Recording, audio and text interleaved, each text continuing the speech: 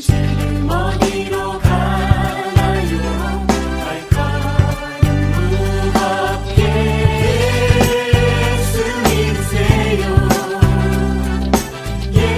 오늘은 명절이 있어서 제 유년 시절이기도 하고 저희 어머님 댁에 내려와서 제가 어렸을 때 초등학교 때 다녔던 모교이기도 합니다.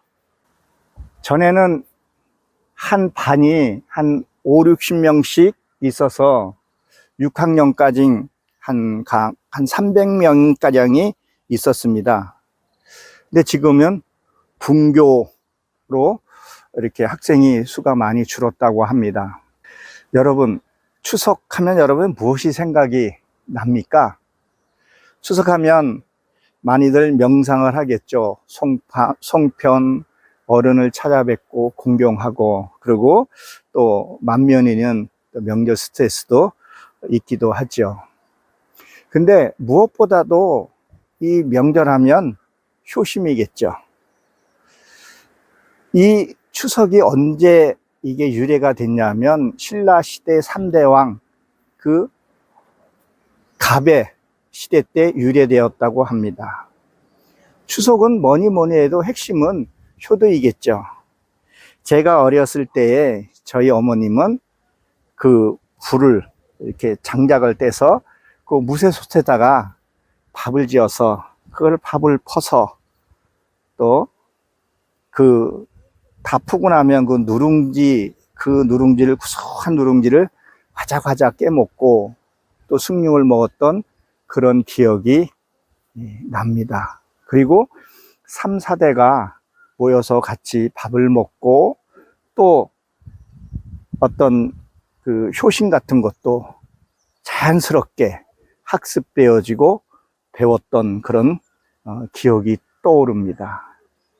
왜 3, 4대가 모여 사니까 양보하는 거, 배려하는 거, 내 부모가 할아버지한테 효도하고 있는 것들을 자연스럽게 학습이 되어서 또 그 아이가 또 자라면 또 자녀에게 효도를 받던 그런 시절이 있었습니다. 그리고 여기에 600명 학생이 있었으니 마을에도 사람들이 많이 거주했었죠.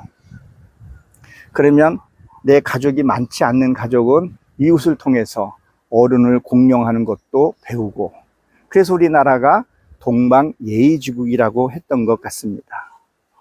지금은 핵가족 시대이다 보니까 보고 배우고 학습하지 못하다 보니까 아이들도 어떻게 보면 이기적인 삶, 그런 효도의 개념은 갖고 있는데 내가 배우고 학습되어지지 못해서 그런 어떤 성장하는데 그런 효심 같은 것을 배우지 못한 그런 안타까움이 있는 것을 우리가 압니다.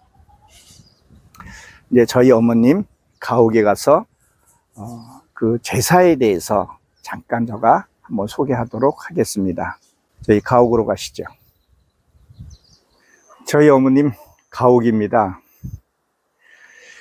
우리 이 명절에는 제사라는 이미지가 좀 박혀져 있죠. 이 제사는 언제 시작이 되었냐면 공자 이전에 중국의 하나라 때와 상나라 때 이 제사를 지냈다는 그런 기록이 있습니다. 이것은 돌아가신 부모에게 제사를 지내는 것이 아니라 황제에게 지냈다고 합니다. 그것은 내 부모가 훌륭하다는 것을 내세우기 위해서라고 그랬다고 합니다. 이 주나라 때 이 조상에게 한 것이 아니라 살아있는 그 종손을 앉혀놓고 제사를 지냈다고 합니다.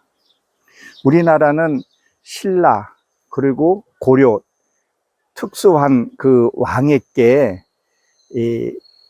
이것을 제사, 그러니까 지금 제사라고 하지만 살아있는 사람에게 그 예를 갖추고 그렇게 했다는 기록이 있습니다. 그리고 삼국시대, 고려시대에 걸쳐서 이렇게 보게 되면 이 불교는 불교가 성행했지만 제사를 지낸 일이 없다는 기록이 있어요.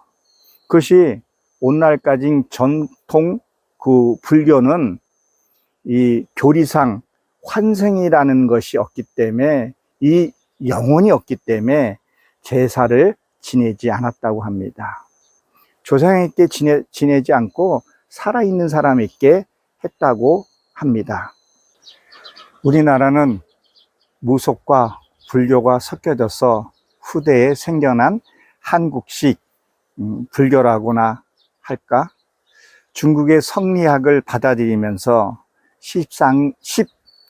13세기에 고려 말 그 정몽주 그 시대에 나라가 이렇게 혼란하고 혼탁스러울 때 그 백성들을 잠재우기 위해서 그 일반 백성에게도 이제 내어주게 됐죠.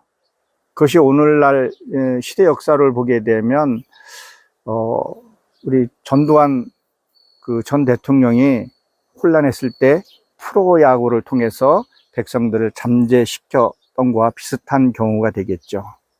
그리고 태조가 장래 세종 때와 그때 이게 좀 많이 확산된 걸로 기록이 되어 있습니다. 결론적으로 이 제사는 한국 것이 아니라 중국의 풍속임을 우리는 알아야 할 것입니다.